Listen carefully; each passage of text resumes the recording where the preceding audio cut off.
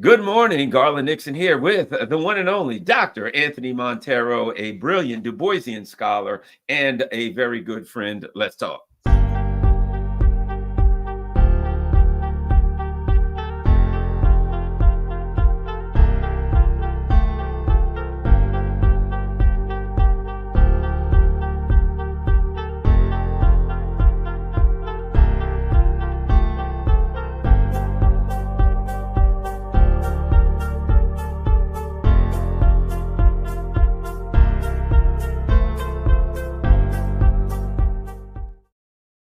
Might I also add that Dr. Monteiro, he's a Du Boisian scholar and founder of the Saturday Free School for Philosophy and Black Liberation. And of all places, right now in the center of politics, Philadelphia, Pennsylvania. Boy, all of the microscopes, all the political eyes are pointing towards Philadelphia, Pennsylvania. Dr. Monteiro, welcome back.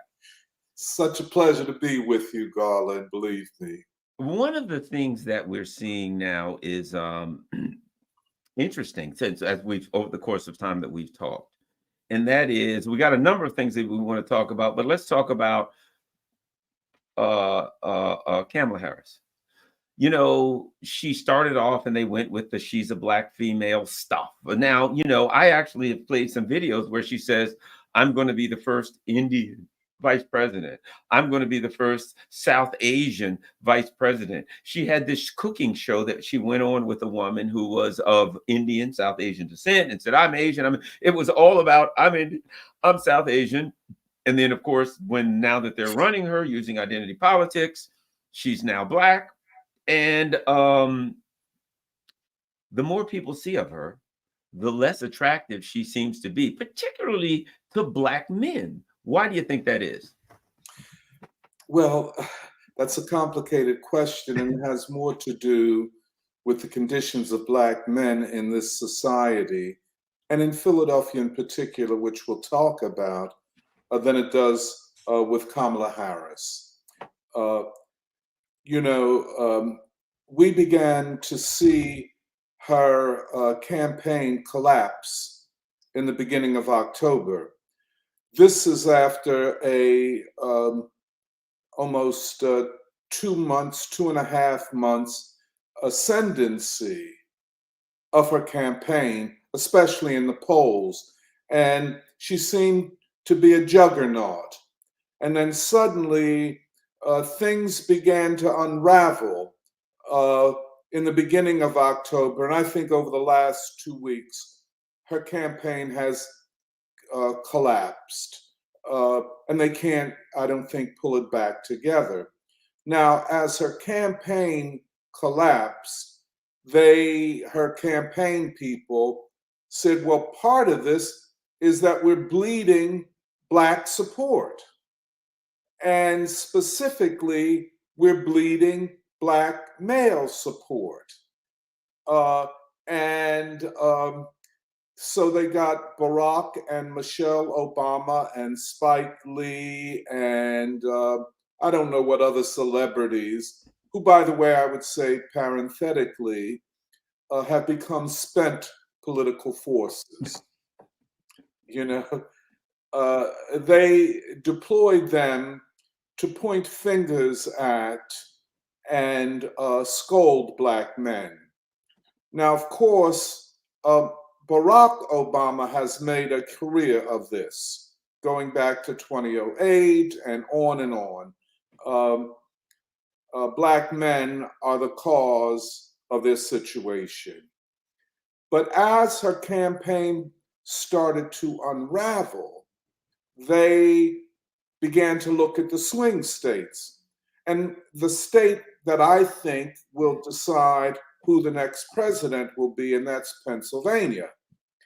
And if we're talking about Pennsylvania, we're talking about Philadelphia. And if we're talking about Philadelphia, we're talking about the black vote. In other words, in an election like this one, where the white vote is divided almost evenly, the black vote will decide this election. And the black vote in Pennsylvania, but in Philadelphia, will decide this vote. And furthermore, to make it more granular, 20 to 30,000 registered black male voters will decide by whether they vote or not, or whether they vote for Trump, who the next president will be. But then why are black men attracted to Trump or to not voting at all, which is a way of rejecting the Democrats and Kamala, or at the same time rejecting Trump, but in a way saying that, well, Trump is not this great danger that we have to be all excited about and go out and vote for Kamala Harris because he is going to take us back to the days of Jim Crow. I don't think many black people believe that at all. But Barack Obama scolding meant nothing to black men in Philadelphia. It did more to hurt Kamala than to help her. But when you come to Philadelphia, Philadelphia is the poorest of the major cities in the United States. Please excuse me. And black men, after black children, are the poorest population in the city of Philadelphia. And you don't have to wait for all of the data to come in. All you need to do is ride around Philadelphia.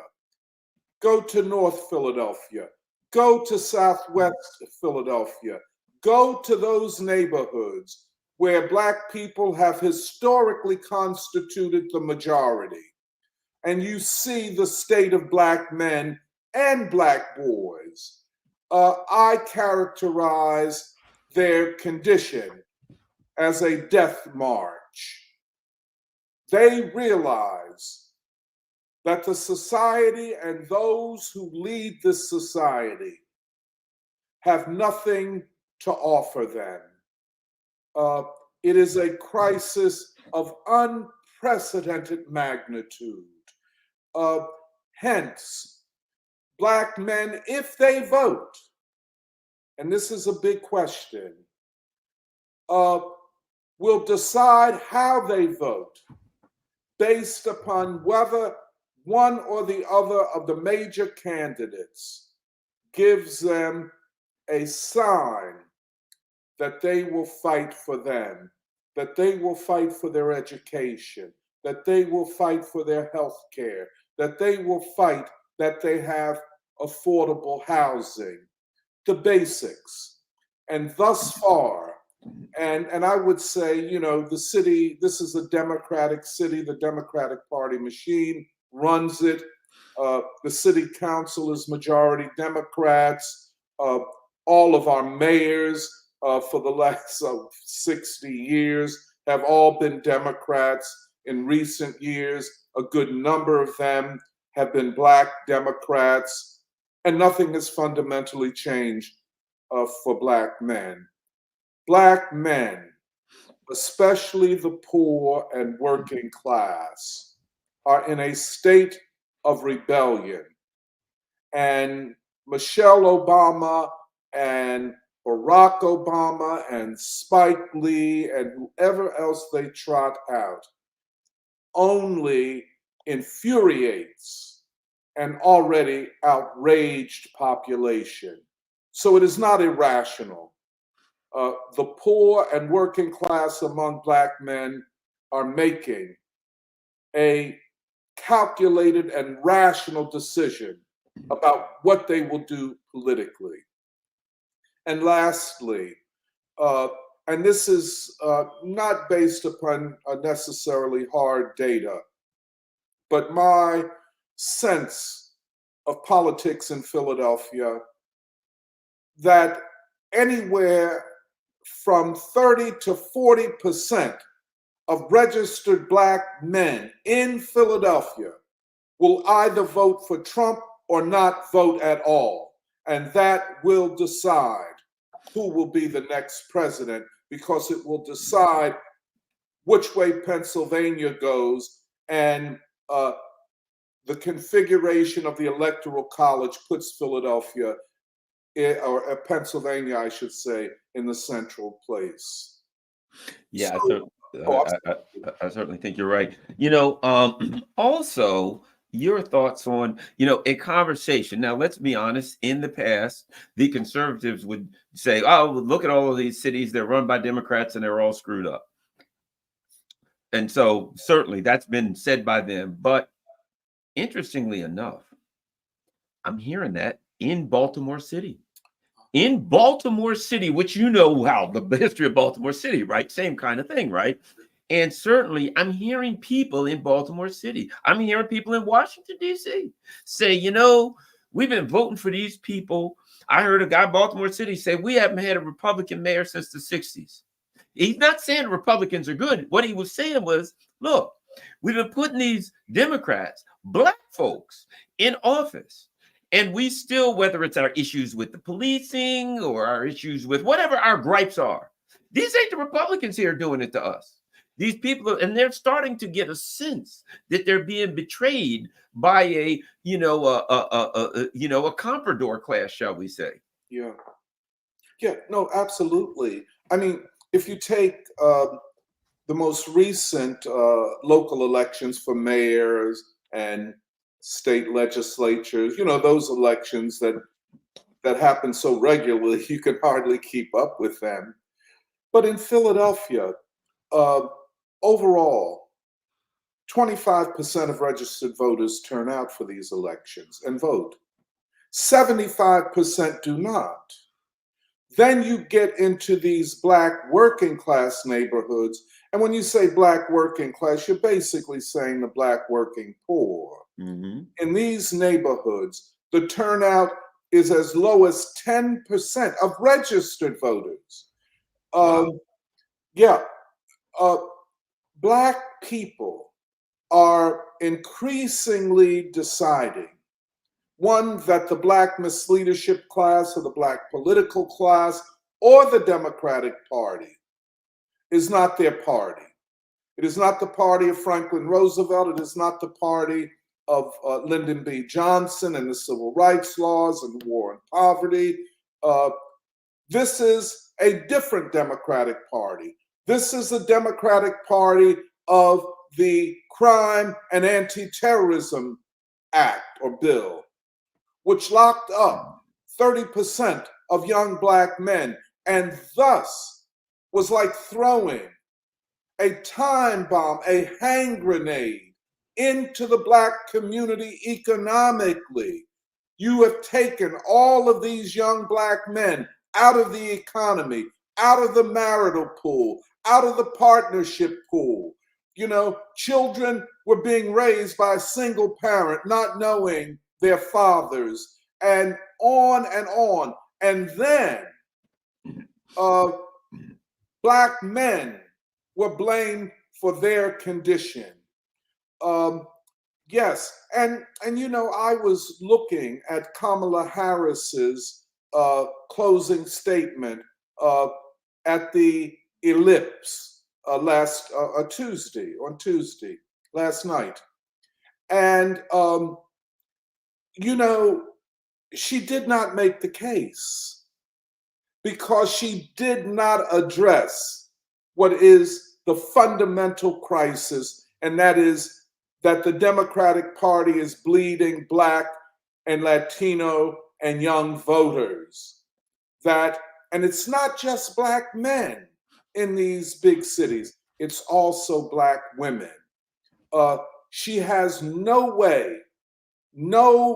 worldview to address this crisis of her party. So, Barack Obama, I think, is a spent force, a spent political force. He can talk until he's blue in the face. He is not influencing Black people's voting and political behavior. They've turned off to him. Michelle Obama, and she went beyond him when she spoke in, I think, Kalamazoo, Michigan, and said to Black women, condemn Black men, called for an open split, gender split in the Black community, and literally said that the problems that Black women face are caused by Black men, and not mention once the huge levels of poverty among these men, the huge levels of unemployment, the huge levels of uneducated, illiterate young Black men, the huge levels of imprisonment, and hence a party that attacks part of its most loyal base cannot exist much longer. Therefore, I conclude that the Democratic Party is a spent force. And the reason that Kamala Harris cannot get any traction, cannot reverse the collapse of her campaign, is due to the fact that the crisis of her party is an existential one. If they lose, and I think they will, on November 5th, the big question is, can this party for long exist? We already know that there is an uneasy unity between the various factions. The Obama faction, the Clinton faction, the Biden faction, the Bernie Sanders, AOC, Social Democratic factions. Can they pull it back together? There are already signs of internecine warfare, political warfare within the Democratic Party. Here in Philadelphia, the Black political class will collapse because they have failed in their function as managers, political managers of the Black community. If the Black community rejects them, as I believe they will, they're done.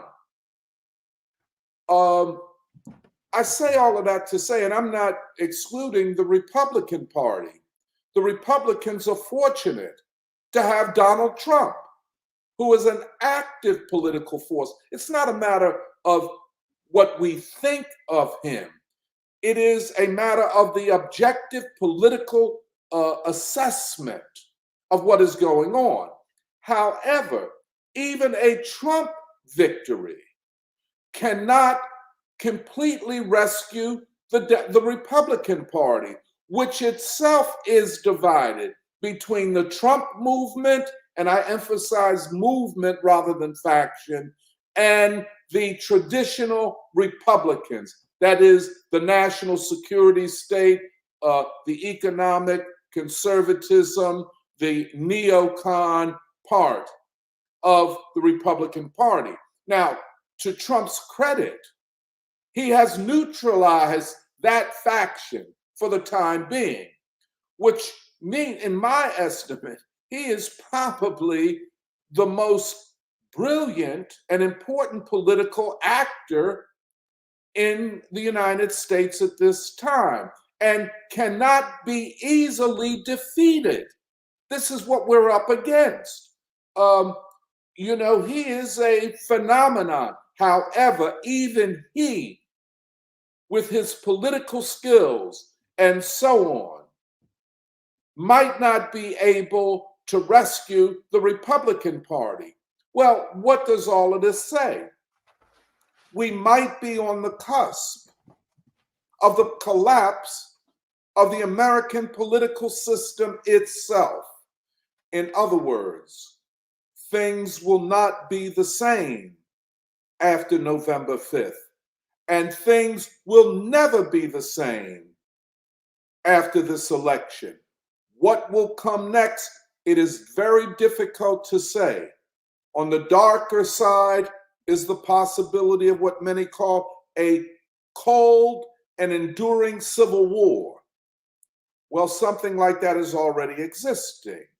For example, when the Democrats, in their desperation, have now said that fascism is on the ballot, that Hitler is on the ballot, that Trump is a Nazi and a figure similar to Adolf Hitler. Now, there's no evidence for that. You know, that is political hyperbole. It is political rhetoric. It represents a political desperation. However, it points to the existential and intense character of this battle, which also, at least in my mind, indicates something similar to a Civil War situation, a pre-Civil War situation. That cannot be ruled out. Now, every Civil War doesn't mean armed struggle all the time. However, we see already indications with the 2 assassination attempts on Trump. We cannot take that lightly. And then the establishment, the ruling elite, as it were, literally saying that Trump deserved to be assassinated, and he brought it on himself because of his violent rhetoric. Well, that begins to say something, which means that the knives are out, that the 2 assassinations are just the beginning to, and you know, we know that with Trump, things come in at least 2s, 2 impeachments, 2 assassination attempts, and so on. So there will be more. On the other side is the possibility that we might be entering a pre-revolutionary situation. Most leftists, most people that claim to know about these things, about revolution, so said, no, the American people are too conservative to be revolutionary. Well, that's what is always said. I mean, in the Russian Revolution, the people discounted Lenin. They said, oh, you know, how can the Russians carry out a revolution? They're mainly peasants, and they're conservative, and their minds are controlled by the Orthodox Church. Well, the masses of people are conservative until they're not anymore. You know, until they decide that without, in one form or another, taking power, nothing will ever change. We're close to that. You know, when you look at that New York Times poll about a month or so ago, which showed that 70% of American voters said the economic and political systems had to be fundamentally reformed. 15% of them, which is about 45 million people in a population of 330 million, said that the political and economic systems had to be overturned and a new system built. Now, these questions are not a matter of events, but a matter of processes. A revolutionary process in the United States will require a great deal of the American people. It does not look like we're ready for that. We do not have the type of leadership, for example, of the 1960s when you had a Martin Luther King and a energized Black community. King was a special kind of revolutionary who understood America more than most alleged revolutionaries. The last thing, and this is something that Marx and Engels said in the Communist Manifesto, and I think it's worth paying attention to. They said, at a moment when a society is ripe for fundamental social change and it does not occur, processes leading, as they put it, and these are their words, the ruin of all classes could set in. And by the ruin of all classes, they were literally talking about the collapse of society. I would prefer, because we can't stay in this situation, if you get my point. Right. It's going to lead one way or the other. And we have to be, courageous enough, I would say, to consider all of these possibilities. But yeah, that's what we're looking at. I don't see the two-party system as it exists now continuing to exist at the level of the ruling class factions fighting one another. And then, of course, the big fight is the masses of people. And here I'm not talking about everybody, but enough people who say enough is enough. When Black people drift towards Trump and his base, that is saying that we are looking at, that is, Black people are saying, we're looking at these matters through the lens of class. That the Butler, Pennsylvania people are more like the North Philly people than either side is like upscale suburbs. You understand where I'm coming from? And the interesting thing, unlike the 1960s and 70s, where we constantly heard talk of race war, there is no talk of race war these days. What we hear is talk of democracy and peace. The people are saying we're exhausted by your war policies. Many are saying, in the words of James Baldwin, the children of Gaza are our children. I know Black people are saying it. The Arabs and Palestinians are saying it.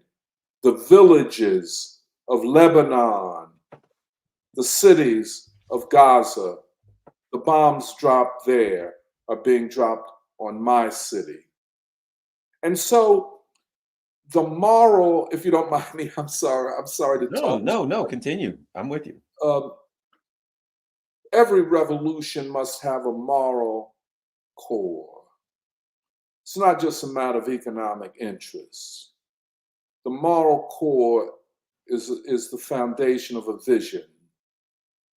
The vision, I think, that fits the American people in their majority at this time is a vision of a new democracy, a different democracy, a democracy that is not run by money and elites. They're also saying, in many different ways, we don't want to study war no more. You know, this is very, very significant in the face of neocons and an empire that is saying over and over again every day that we will solve the problems of the world through war, through dropping of 2,000-pound bombs on people in tents, burning them to death. We will solve the problem that we have with Russia through attempting to overthrow their government. We will solve our problem with China in the same way. In other words, Kamala and those are always talking about Trump having an enemies list. But who has the most dangerous enemies list, if not the American government? In many ways, the whole world are our enemies. We don't know how to seek peaceful coexistence or détente with nations that we don't agree with. And we are not the policemen of the world. We don't decide what government is right for the Chinese people or what government is right for the people of Russia or Venezuela or Cuba.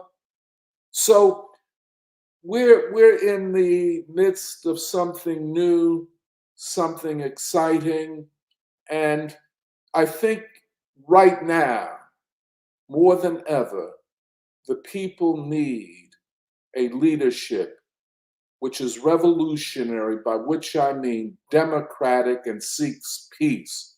I'm not talking about anything extreme. I'm talking about a revolutionary leadership that are based in the people. I can talk about Philadelphia.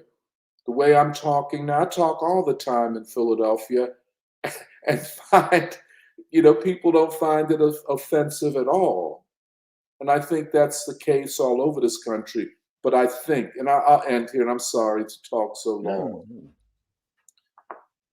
Black folk are on the cusp of playing a historic, in fact, a world historic role. And it is something that only Black people can do. Not alone, but we are the people who, over many centuries, have developed a type of understanding of what it will take and how we must proceed to change this country. We have paid a high price. Leaders assassinated, many of us jailed, marginalized, attacked ideologically, and so on. But no other group has what we have. And if we Black folk are able to perform as we have in the past, in particular, as we performed in the period of the Civil Rights Movement, what I call the Third American Revolution, if we can rise to that level, we as a people will lead the American people, again, not alone, in alliance, but we can lead the American people to a different day, a new day. We can lead the American people to the achievement of what they seek, what they aspire to. One of I can't say anything that you said that I disagree with, but on Gaza, and we've all had that experience where someone and you may know them for a while and you're in a particular environment and they say or do something that makes you look twice, and you're like, I thought this person was all right, but they, act disrespectful towards a senior citizen or curse at the waitress or something that you feel that moral, nah, you don't do that. And at that point, you see the person in a different light and you can never see them the way you saw them before, right? They act in a manner that you just think that's not right. I would never do that. That's unacceptable. That's a red line, right? And oftentimes it's funny that you say that. I'm sure you've heard the old, you can tell what a person is like by how they treat the waitress, right? Or the waiter, right? It is how a person acts towards someone that they have some level of power, economic, physical. Is it their significant other, whatever? You see them act in a way and you say, when this person has power over someone, they're not a nice person. And if they ever get, that means if they ever get power over me, that's the likelihood of how I'll be treated. I say that to say this. I think there are a lot of people who are looking at the events in Gaza through that lens. Yeah. And saying, okay, I was fill in the blank, a Democrat or whatever, a liberal, whatever they want to call themselves. And they look at the leadership of the Democratic Party, the leadership of the US today or whatever, and they had certain visions. Now, we know their history. But they had a certain vision and they believed the hype about them standing for freedom and democracy around the world, blah, blah, blah. But they look at that and they say, oh my gosh, these people really are genocidal monsters, right? People who say, I thought I was a member of the Democratic Party. I thought we were the good guys, right? Or those who are looking at the Hollywood or New York liberals who puffed their chest out and put on the LGBTQ flag and the Black Lives Matter mask and said, I'm standing for those who are, less fortunate. And they look at their support for this unthinkable violence in Gaza. I think that's one of the things the thing the Democratic Party will not recover in the eyes of a lot of people Absolutely. from that. Your thoughts on that and how No. that affects the I election? agree. I agree with you completely. Um, you know, that is the question that you raise is often called the moral imperative. We often usually hear people talking about the political center, uh, and the the ruling class will rule from the political center where sides come together after an election. Well, I think the people, besides wanting their needs, their economic needs, their social needs met, are also seeking a moral center. They look for their political and governmental leaders to be moral. Because what does it say about the American people if the people who lead us are immoral and we do nothing? We are obligated as a people, as a nation, to throw off that immorality that operates in our name, because the ruling class, let's be clear, rule by the authority, or at least they claim that we have given them the authority to rule, which means that we have given them the moral authority to rule. And when they go around the world and conduct war, they do it in the name of the American people and in the name of democracy and morality. This moral question is not a secondary thing. Especially in a country where most people claim one or another religion. And if religion means anything for the masses of people, it is a way of setting moral boundaries. In metaphorical terms, in many instances, religion talks about good and evil, right and wrong. Now, most people, even atheists and agnostics, would try to find what is right and wrong. They might seek to discover it in ways that a religious person would not.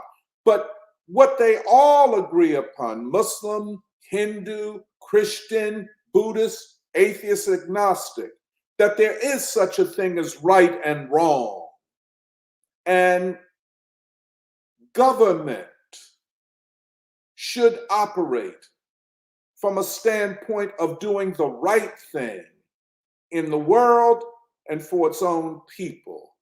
You take the fact that American people across the board say, how can you spend $170 billion or more in the Ukraine? How can you send all of this money to Israel and you can't do anything about the schools in Baltimore, in Detroit? Why are these great cities in decline and collapse? Well, that's a moral question. It's a question of moral priorities. So you cannot separate the moral from the political. And in this instance, I think the moral questions override even the political questions in the medium term and long term. Yeah, something I found interesting. Can I just say one other thing, Sure, go Garland? ahead, go ahead, go ahead. Forgive me, I didn't want. Yeah, no, go ahead. I listened again to a speech that Barack Obama gave, and we talk a lot about Biden calling half of the American people garbage in respect, and how they want to get him off the stage and get him out of the campaign, the Kamala Harris campaign. But I think Barack Obama's arrogance is even worse. I heard him saying to young people, and I think I'm quoting him, if you have concerns about Gaza, you can't let those, in his words, concerns prevent you from voting and voting for Kamala Harris. Now, I'm concerned about a genocide. Don't trivialize my moral center, just a concern. Well, and then the next question, Barack Obama, why aren't you concerned about a genocide? But here we have this figure who is completely transactional. By that I mean, even his racial identity is transactional. That's the thing with Kamala. It is a politically transactional identity. So you who do not operate from a moral point of view want to say that those of us who do are somehow making political calculations based upon our moral concerns when we shouldn't have any when it comes to politics. And in this moment, everything should in one or another way be decided by people based upon whether it is right or wrong, whether it is moral or immoral, which takes us to the highest level of whether war is moral or immoral, whether nuclear war can be tolerated. Is it a moral thing to do? Is genocide moral? So I think when I say the Democratic Party is on the cusp of its last days, I think because it has become completely transactional. And by the way, that begins with Bill Clinton.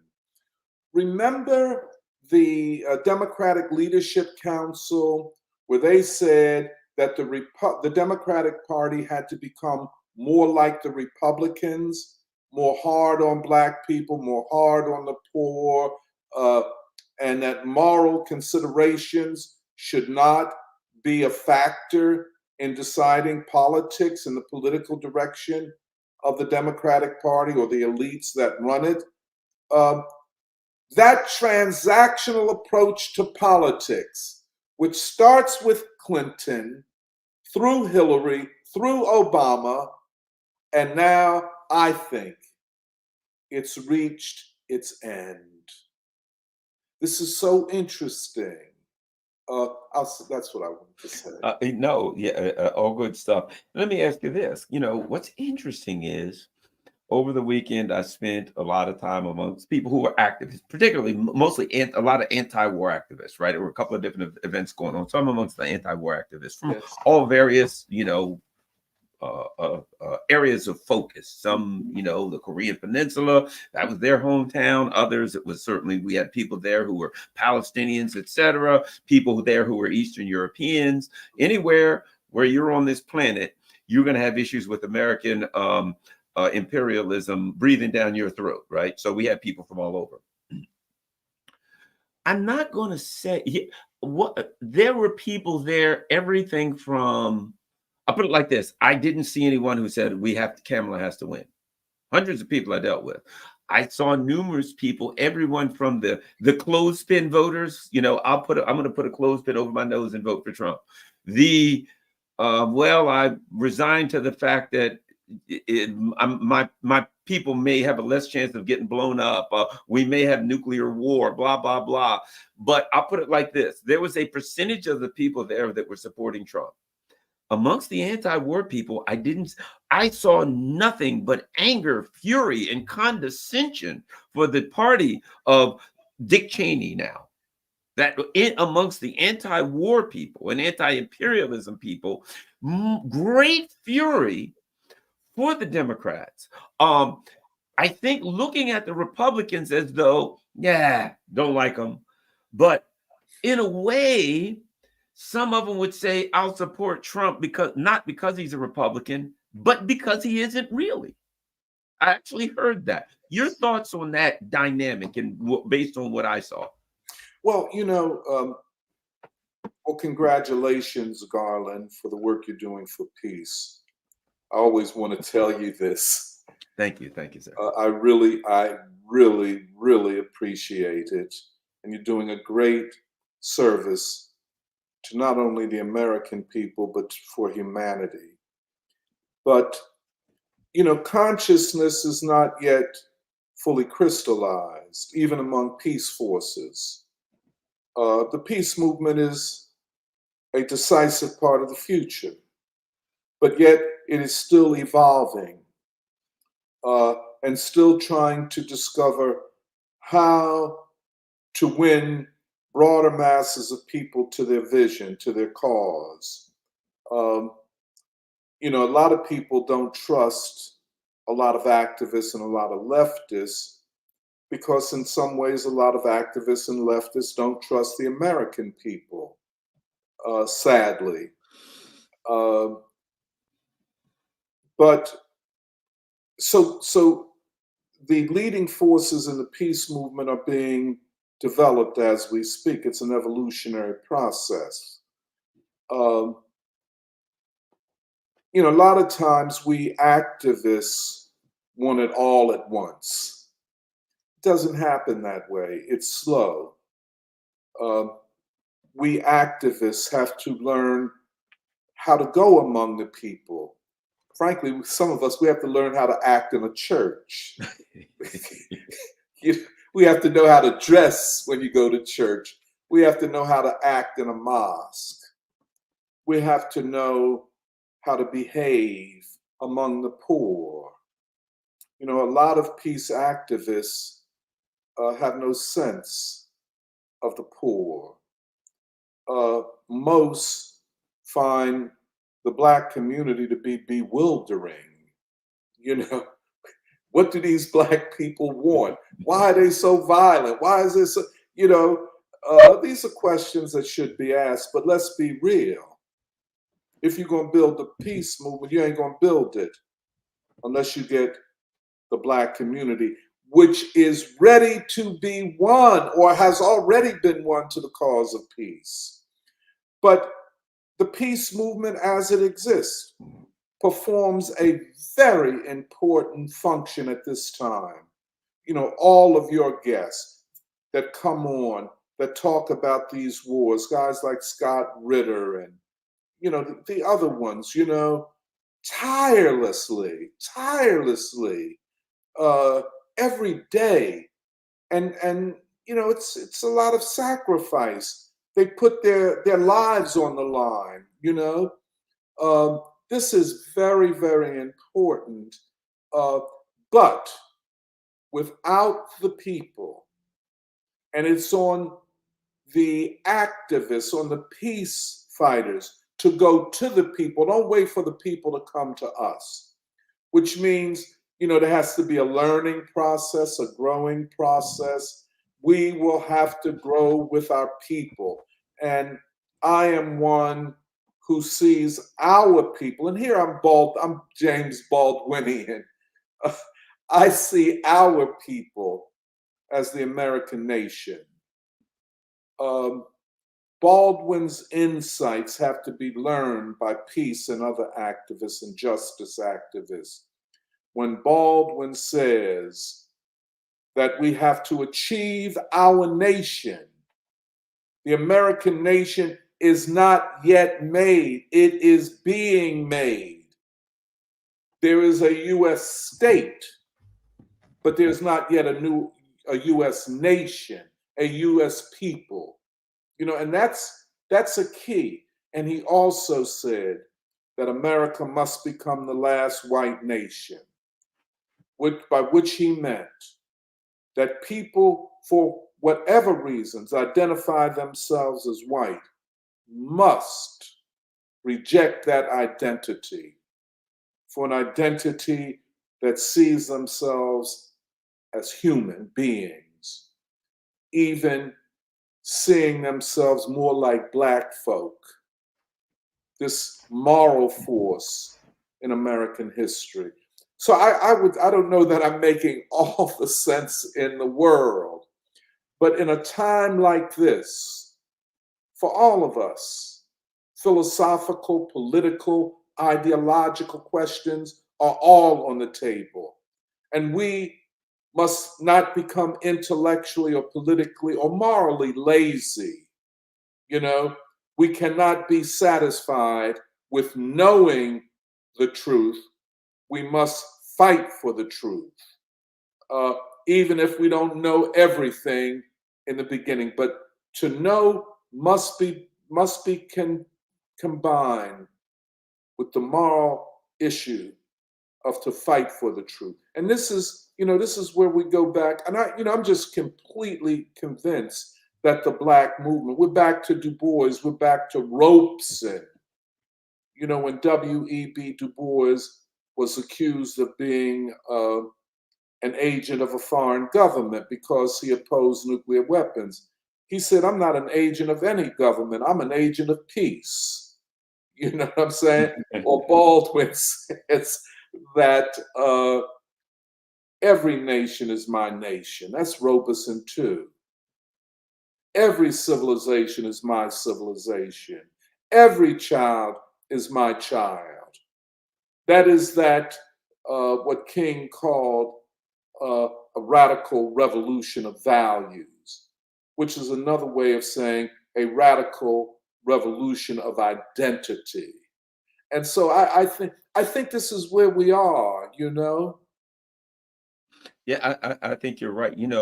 One of the things that is talked about is, the Eastern philosophers talk about, the Zen or whatever, enlightenment, right? The Eastern philosophy of getting to enlightenment. Malcolm X spoke of waking people up. You got to wake up. As long as you're asleep, you can't do nothing. This whole a concept of coming to a point where you see the world in a new vision, in a new way that you could have never seen it before, right? I think this is an election. I'll bring this up. Ibrahim Traore, the young, Thomas Sankara-esque kind of guy in Burkina Faso, who said that he was a year or so ago, they had a meeting in Russia, and he asked a question that really, I said then, Africa will never be the same. There's certain questions are posed. And he said, people are saying, well, we need help here and there, and we need this and that. He said, and I'm paraphrasing, I'm in a country with gold and uranium and lithium and all that. We are in the richest region in the world. What are we doing going around the world begging for stuff for? Right? And I said, when he asked that question, once that question is posed, Africa can never be the same. That's a question that is rhetorical question. It was not a question. It was a rhetorical statement to people to wake them up, to hit them in the head and say, hey, we're not poor because we don't have anything. We're poor because we're being robbed. Let's stop being robbed. Okay. I don't know what the statement is. I don't know what the question is, but I think we're in that rhetorical period here. When I hear Black folks saying, well, we've been voting for these people in this particular city I live in since the 60s, the same abandoned buildings, the same poverty, the same crap, right? When I see them say, we've had a hurricane and people are suffering, and just told me they sent 8.8 billion to Ukraine and blah, blah, blah. I'm hearing those kind of rhetorical questions, because when someone says, why is it that all that money is going for Ukraine or whatever, and they're offering us $750, that's not a question. That is a statement about priority. They're not saying there's no answer for that. What they're really saying is all that money is going to Ukraine or whatever, and it ain't going here. They're posing as a question, but it isn't a question. And I think the questions that are asked by the persons not only who live that, but who see that, the person who is the same question that's being asked by the person who says, I've been voting for these people in the city since the 60s, and we got the same damn abandoned buildings and crime and police abuse and everything. Nothing's working out for us. I think that rhetorically speaking, we're coming to that point where Malcolm X spoke about people, once they wake up, you can get them to do something. But Absolutely. first, you got to wake them up. Absolutely. That the ruling elite have created a time, a period where the economic suffering is creating these questions, and where the immoral, unthinkable acts that they are participating in and supporting in Gaza are creating these rhetorical questions in the minds of the people that is really demonstrates or causing people to wake up. This is just make people that have to ask these questions to me. Once you ask that question, you've woke up. You've woken up enough to even ask it. Anyway, your thoughts on that? I think I'm losing where I'm going, but I think no, it's very clear, Garland. Yes, but what we're also saying is that the people will make history. You know, when we talk about a crisis of legitimacy, when every major U.S. institution, from the government to the newspapers, the media, the universities, the experts, every major institution in American society is confronted by a crisis of legitimacy, which is to say, the people do not trust the institutions of the ruling elite. They don't trust them. And therefore, the questions and demands that they are making are also carrying with them the idea that you ain't going to do nothing no way. The opposite side of that is we must take events into our own hands. I think the people are so on the edge of that, you know, like a racehorse waiting to charge out of the stall or wherever they start the race at. A racehorse. And once they start, they're not going back. They've already made the first calculation. The ruling elite have betrayed us, will not do anything about our questions ever. We trusted you, and I hear it in Black people. We trusted you. We trusted the Black misleadership class. We trusted Bill Clinton. We trusted Barack Obama, and you betrayed us. Now we have to figure out a different strategy, a different approach. I think we're close to that. You know, by the way, you know, all of those questions that we're talking about point to an existential crisis of world hegemony, of American domination. Because, like you said, the sisters and brothers in Burkina Faso or Niger or Mali or other parts of Africa are asking the same questions. That's why they have coups d'etats and overthrowing of these regimes that serve France or the West and not the people of their countries. You know, the same thing here. The same thing here, I predict, will happen. And it's a good thing. By the way, I don't think we've ever seen a peace movement like the one that's developing in this country. The Vietnam War movement was not on this political level. The student encampments last spring were on a much higher level than the student encampments of 1968. We're in an existential moment. Yes, the term you've often used is the interregnum. It's an interregnum. Yes. Yes. Yes. Albeit Black folk have been in a long interregnum. Yes. We've been in an interregnum since the overthrow of Reconstruction. Yes. But now they've just created a, they've taken everything to the furthest extent that they can. And, people like me, and I'm a black person and very much in for black issues, but when people ask me about my politics and all of that, I always say, look, I see things through the lens of economic class.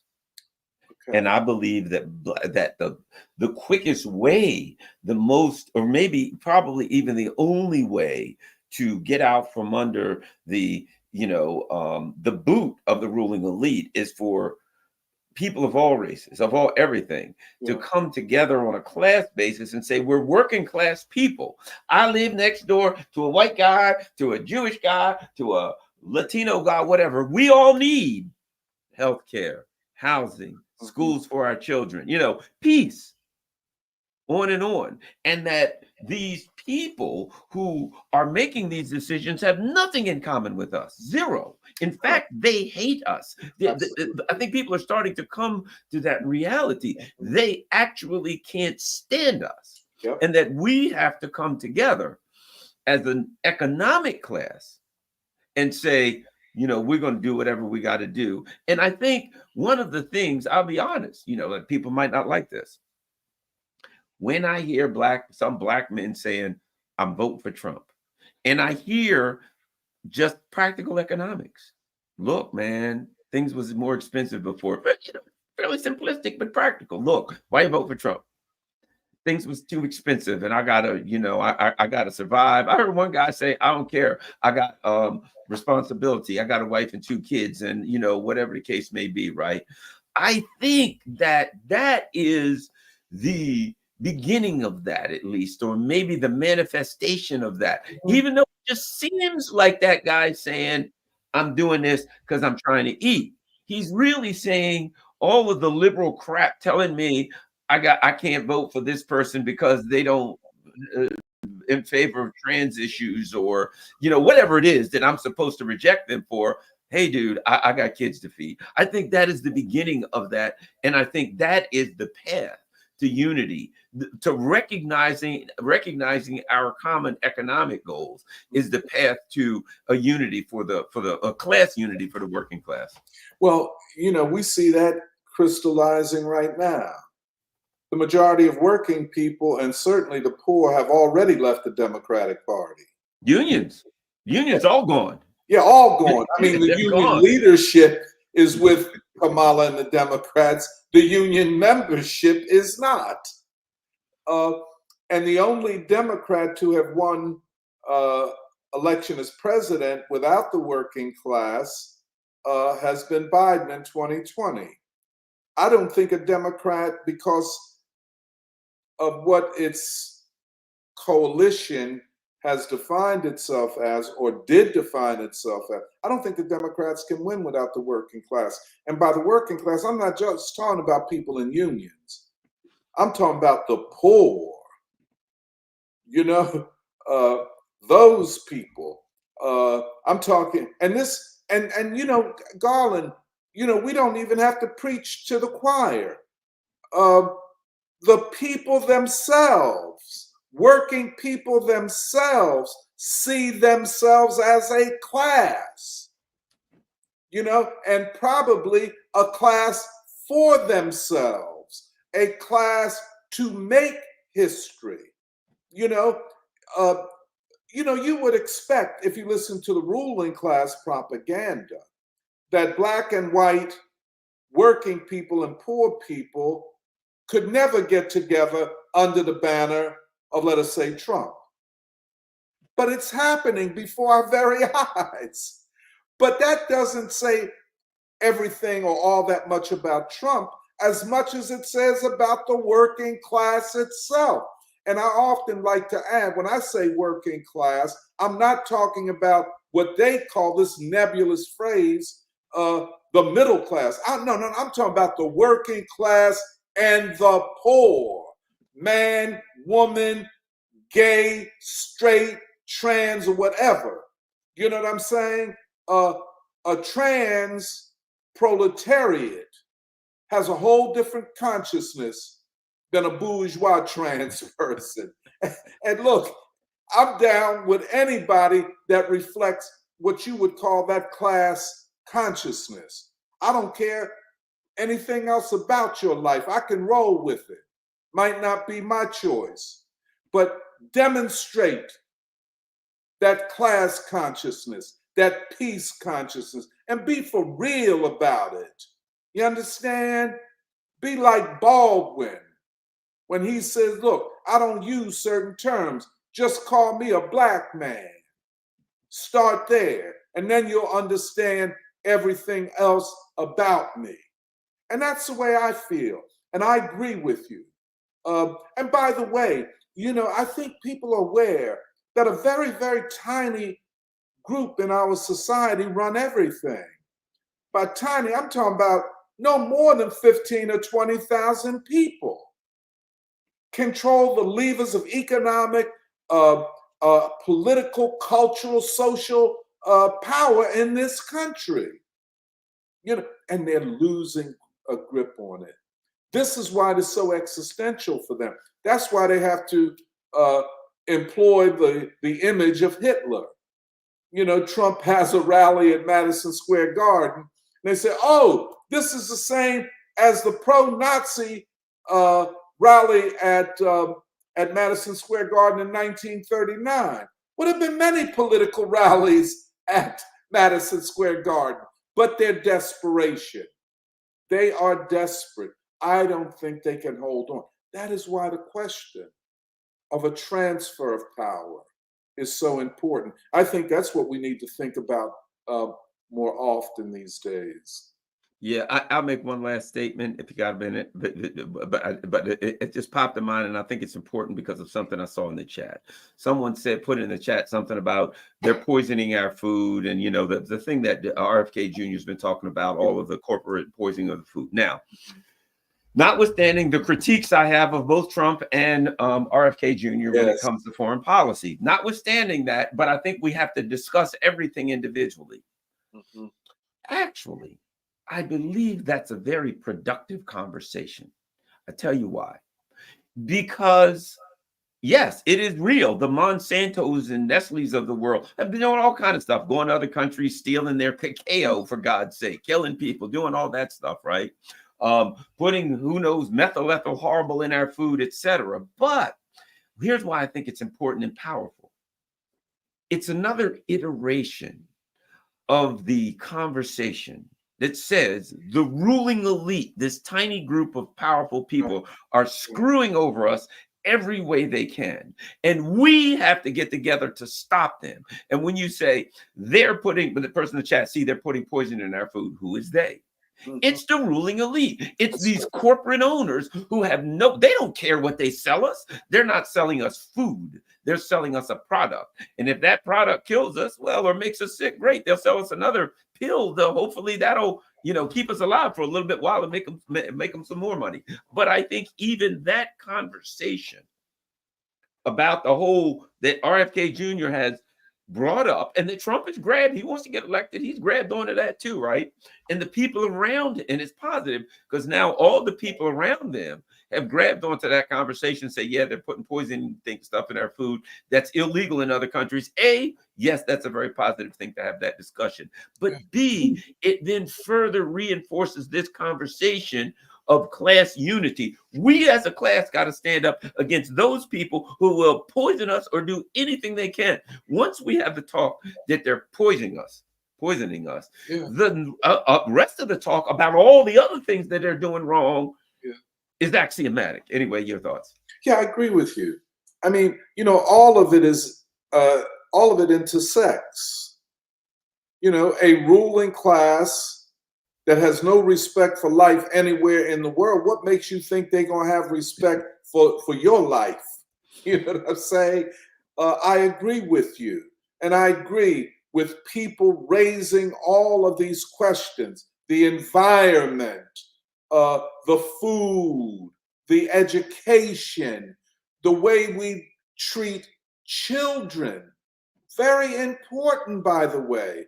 The way we treat children, and really the children of the poor, who in a lot of senses, we condemn to a death march.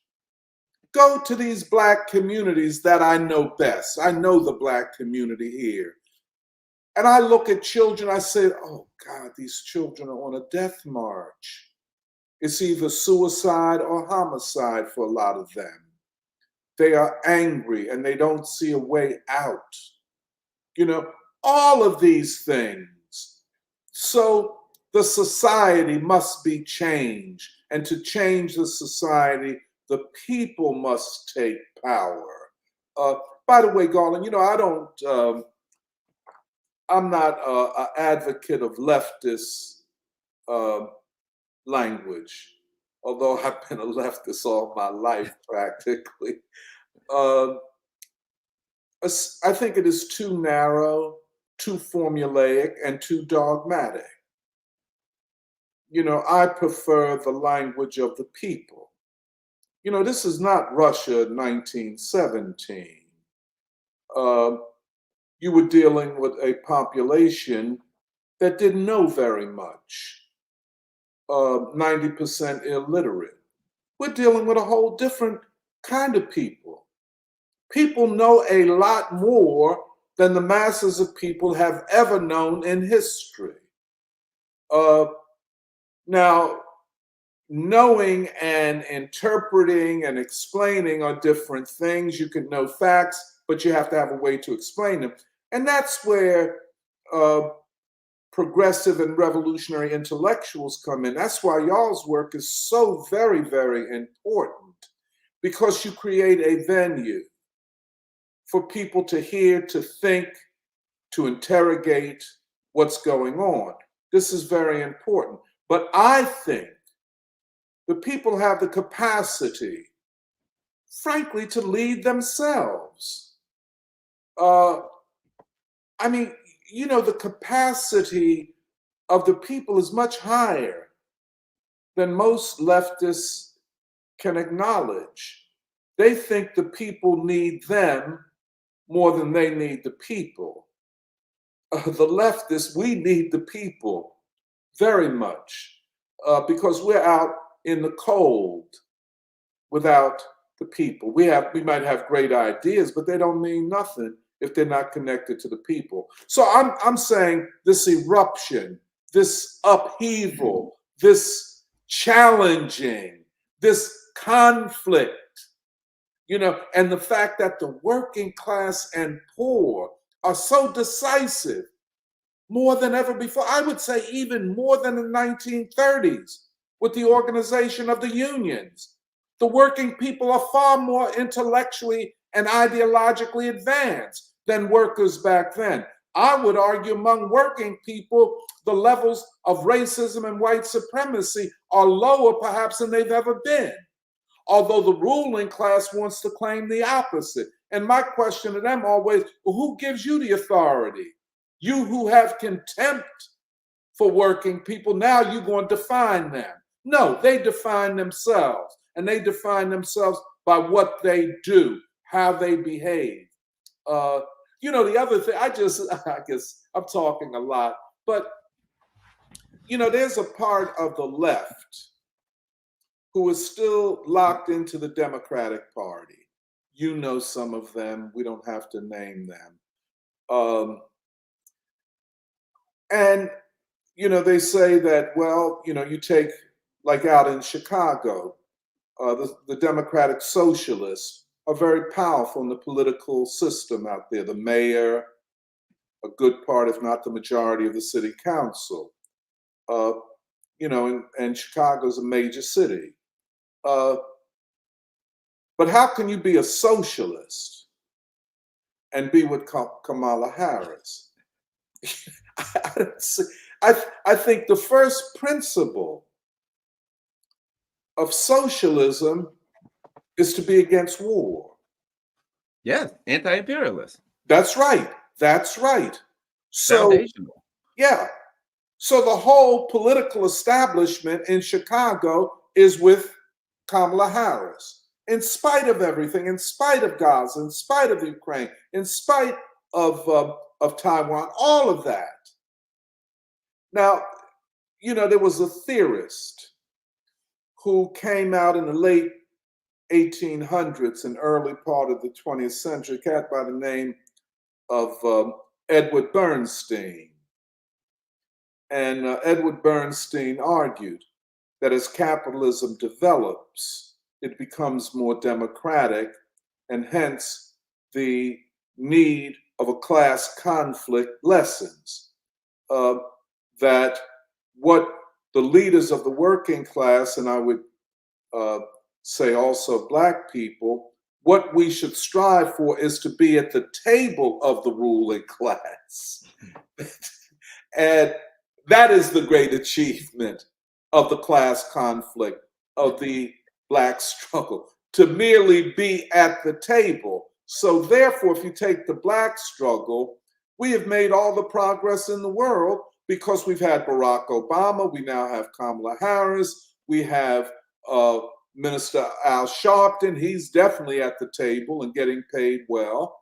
Well, you know, of course, Barack and Michelle are getting paid well also. But they're at the table. And Barack Obama will let you know, I'm at the table. Y'all just need to chill.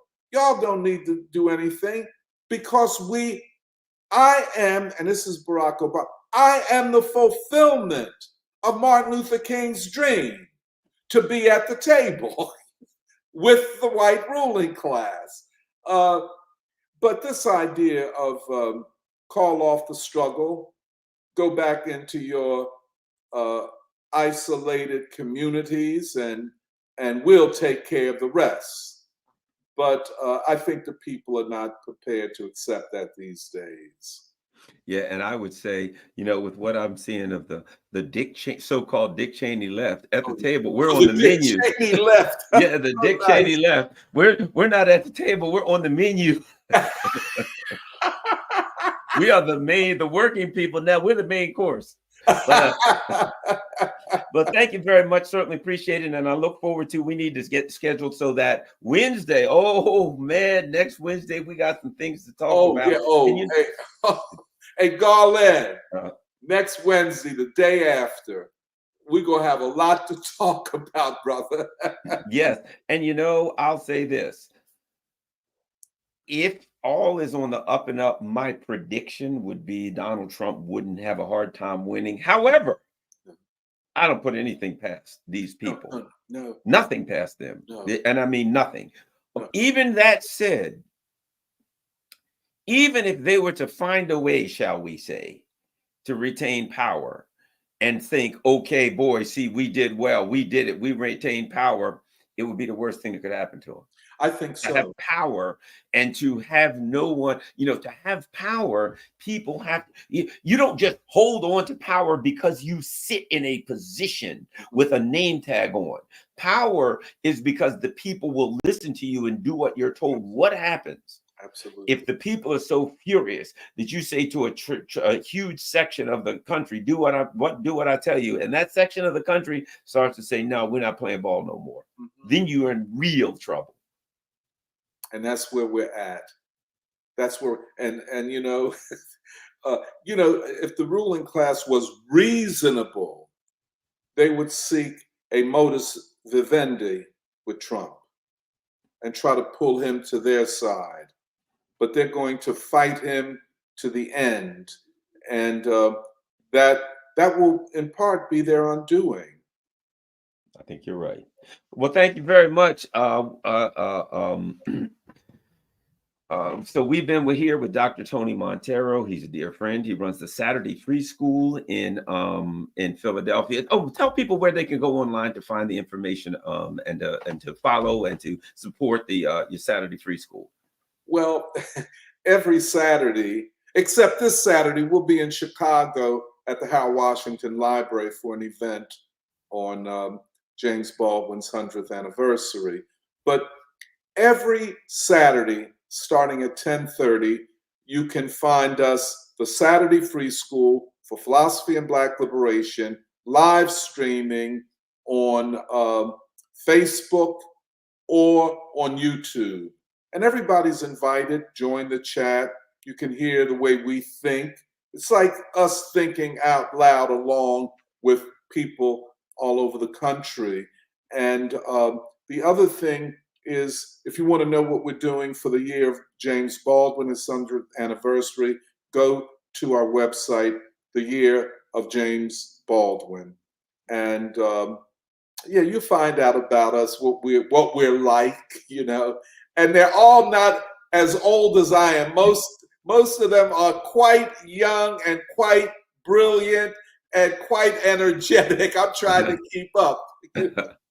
Well, thank you very much. And thanks everybody. Don't forget, share this on all of your social media platforms. You know, I am shadow banned all over the place. So certainly, and I don't blame them. You know, to be quite frank, if I wasn't shadow banned all over the place, I probably wouldn't be doing the right thing. That is a badge of honor. But if you weren't shadow banned, I wouldn't want to be on here with you. You were right. But they can't stop everyone. And the great thing is, I go on X, you know, and lurk a little bit because I'm not supposed to be on there, or some of these other platforms. And I see that there are a lot of people that are in our chat that are sharing this stuff, and it gets shared. And then next thing you know, we got 10, 20,000 views, not because YouTube is pointing anybody in this direction, but because the people here click like, subscribe, and of course, share this on all your social media platforms. We try to have an intellectual, philosophical discussion. And I don't know if you all like it, but the two of us sure are having a lot of fun. Thank you very much. Thank you. Righty.